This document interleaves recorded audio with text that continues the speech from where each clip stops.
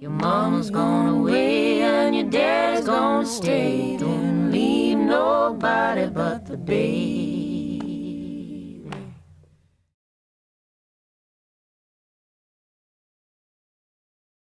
Nu jā, tad jau kaut kā arī pamazām pienāca tas brauciens. Bija tā, ka vēl iepriekšējā vakarā kravā mantas un visu laiku štuko tā, ko man vajag, ko man nevajag. Un īstenībā es nenormāli daudz mantas paņēmu. Un neizmantoja arī kaut ko? No tā visa, labākajā gadījumā pusi es izmantoju. Tā, ka likās pats, jā, kad zin kā, ja tu brauc, un taču tu sasvīst, un katru dienu vajadzētu citu maiku un tā, un ko. Īstenībā, tā, kad tu brauc, nav starpīgi. Tu uzvelc tīru maiku, un būs pēc pusstundas, jā, tāda pat kā vakardienas maika. Jēga, nekāda. Man nebija kaut kāda galvā, neņēma? Es tā kā visu laiku štukoju, ka vajadzētu dabūt tur tos šortus ar pamperu un ko neko, bet nesanāca dabūt par normālām cenām. Es dabūju riktīgo turistu bēnķi un braucu tāpatās. Jā, un man vēl pieteicās līdzbraucēji, kur es tā kā jau tā baigi, es laicīgi centos noskaņot to, ka varbūt nevajag. Tas nav tā, ka tā baigi viegli. Metina apņēmības pilnu un jā, brauks tā un ko. Jā, mēs tikām kopā līdz Kaugura Riņčikam un ar to arī pa lielam beidzās, jo nav tas viegli. Tas tiešām, tie visi cilvēki, kas saka, kas tur, nav, tas nav tik ļoti viegli. Protams, ja ikdienā braukā ar riteni, tas nav nekas traks, bet grūti ir psiholoģiski.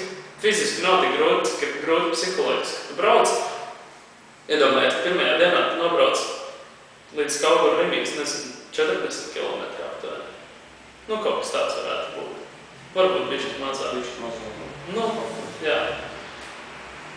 Un tu padomā, pirmās dienas mērķis ir Roja, tie ir vēl kaut kādi 90, 85, kaut kas tāds varētu būt. Un tu uzreiz padomā, bet tā ir tikai pirmā diena. Tas nobrauc tikai 35 km no 1800. Un saprotam, tā doma visu laiku tev māc nost, jo tu saprot, ka tu nedrīkst sākt vispār jau tagad čīkstēt par kaut ko, jo tev ir nenormāli daudz vēl priekšā, ka tas pilnīgi nekas vēl nav. Tad jā, tāda baigā cīņa, visi braucieni ir ar sevi. Un par domāju kaut ko, vai brauc atstreiz tā, kad atslēgās smadzenes un... Jā, ir brīžiem. Vai piefiksē SOS klāt? Ir tā, bet, citreiz iznāk, tas, nezinu, sākās pretvērš. Un visu, un tu domā, bļāviens, un tagad, ja man būs šitā, te katru dienu vienkārši tu nenormāli mocies, tu cīnies.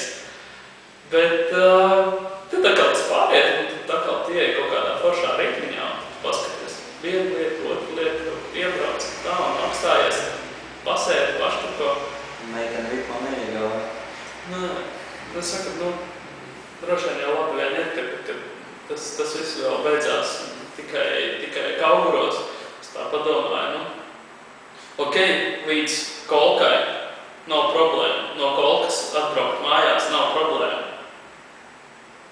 Posms Kolka, Ventspils jau ir švakāks. Tur jau ir mazāk tā satiksme, kaut kādiem autobusiem. Bet arī tas vēl ir ok. Bet, ja, aizbraucam līdz Rucavai, tad nākamā diena, visa diena ir Lietuva. Tikai vienīgi Lietuva. Un tad? No Mežaitiem vai kas tur ir? Jā, sanāk. No Rucavas piebrauc Lietuvā, brauc tā kā uz Palangu, kaut kā kilometri 15 pirms Palangas, un nogriezies pa kreisi, un tur nav nekā.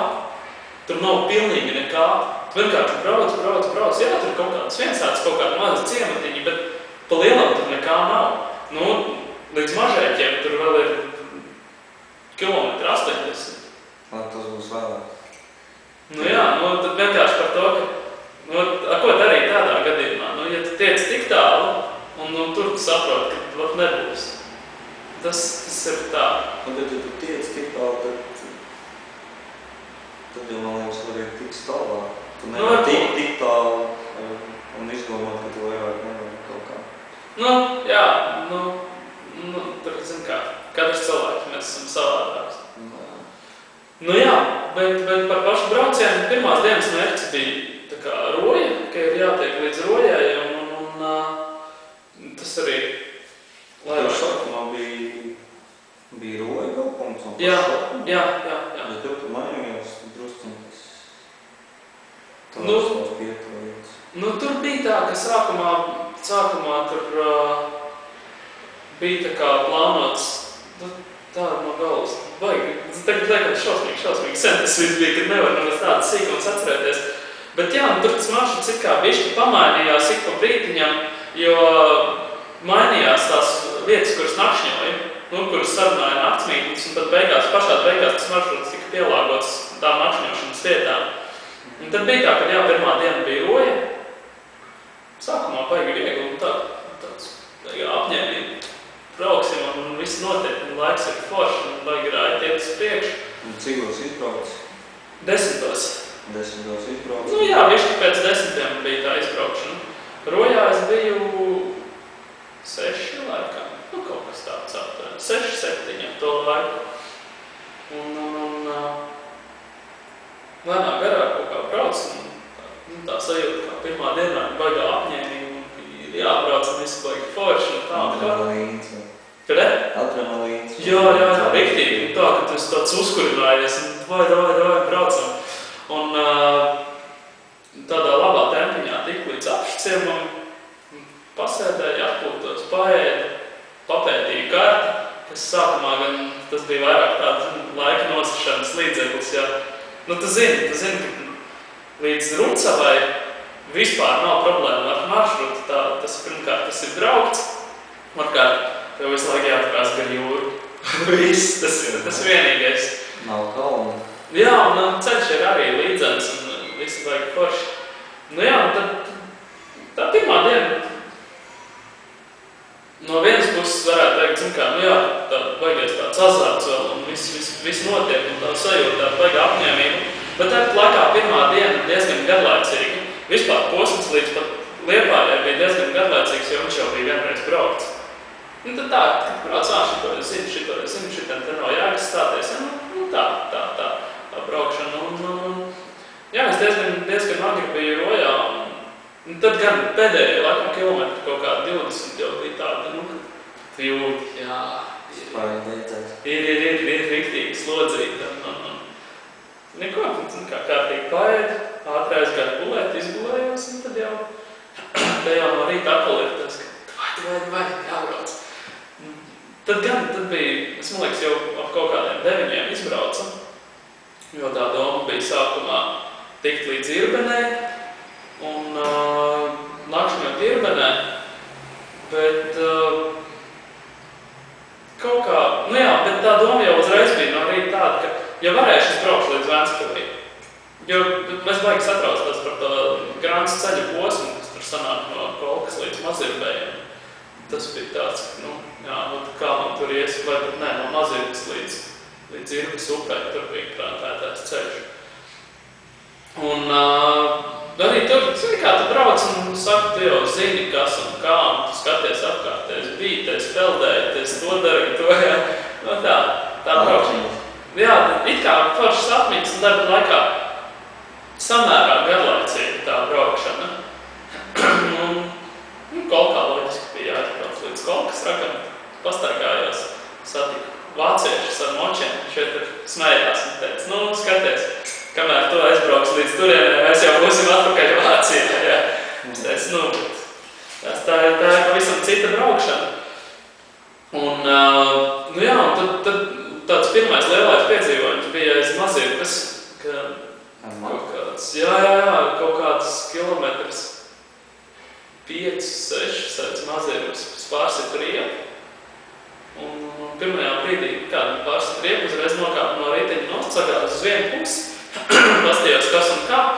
Un tur baigi tāds sūdīgs ceļa posms tieši bija, es domāju, ir jāpastamījās kaut kur tālāk.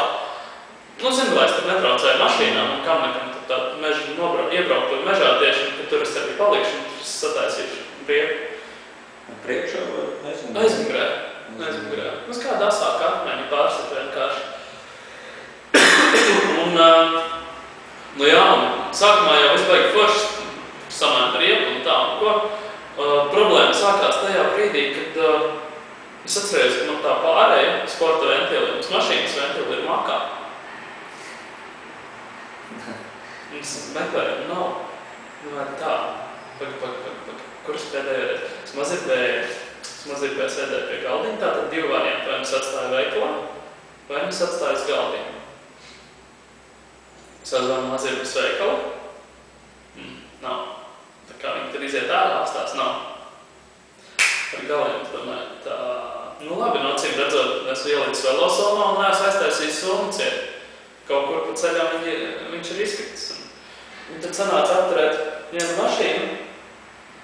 Tāda atsaucīga sieviete, viņa teica, ka viņai pašai nav laika, bet viņai kolēģis tieši ir Mazirbē. Un viņa sarunāja, ka viņš lēnāk garā brauks un skatīsies. Nu, tāds diezgan jau bezcerīgs variants likās, bet vismaz kaut kas. Viņa stingri pasaka, ka man viņš ir jāsagaida.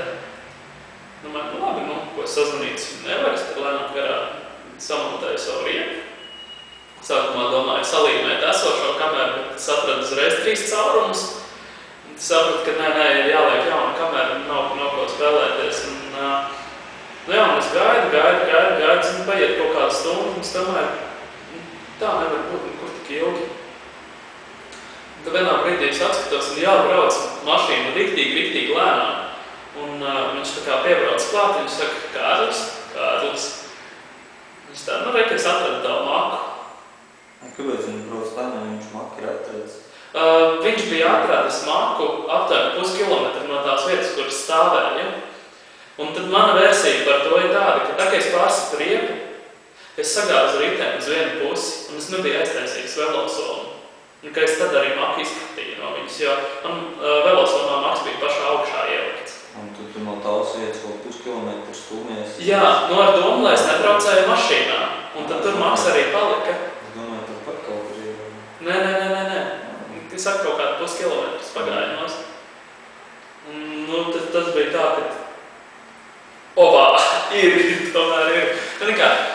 Tas, ka tur bišķi nauda bija iekšā, tas ir viens, bet tajā brīdī lielāka reņķa bija par to, ka bez tās pārējas nav īsti reāli piepumpēt riepu. Es nevaru neko izdarīt. Es tagad palikšu un viss, tagad man ir jāgaida kāda mašīna, ar kuras varētu mēģināt sarunāt, ka man jāizvada līdz Ventspilī. Tā ir tikai 2. diena, un procents jau pa lielam ir ne tāds, kāda es viņu gribu. Bet, es tad ar to rokas pumpīti kaut ko bišķi sapumpēju, un tad sarunāju, es nostupēju vienu smago, viņi tur tālāk asfaltēja ceļu, un sarunāju, ka viņš mani galā sagaidīs. Viņš vienkārši pa ceļam nevar stāvēt. Viņš teica, es aizbraucu, nododu savu kravu, un tad mani kaut kādu pusstunda. Un ka viņš man sagaidīs un palīdzēs piepumpēt riepu smagajiem, kā kompresors un tā visu lietu vajag raities. Un tad bija tā, kad es aizbraucu līdz viņam un sapumpēju riepu un viss bija laimīgi beidzēt. Es domāju, pirmkārt, nevar tikt nekur tālāk, otrkārt, bankas kartes tev nav, tiesības tev nav, nekā nav. Tas vispār palicis bez nekā, paldies Dievam, ja pasi citā somā, tad vismaz kaut kas. Bet, viss beidzot vajag laimīgi. Es aizbraucu līdz Irbenai, pulkstenis bija kaut kāds 6 vakarā varbūt. Apskatījos lokatoru. Un izdomāju, ka, nav ko, spēks vēl ir gan, tālāk ceļš ir normāls, nav arī kabals baigi lielais, jābrauc līdz Ventspilī. Tā arī bija, ka 2. diena es pabeidzu Ventspilī par sagaidījumu. Mammas draudzene ar vakariņām un nopļāpājām diezgan ilgi, bet arī laicīgi aizgāju gulēt. Pēc tādām fiziskām slodzēm baigi labi nāk mierīgi. Tā, mierīgi tu vari 9 aiziet gulēt līdz rītam, līdz nākamās dienas 9 arī nogulēt.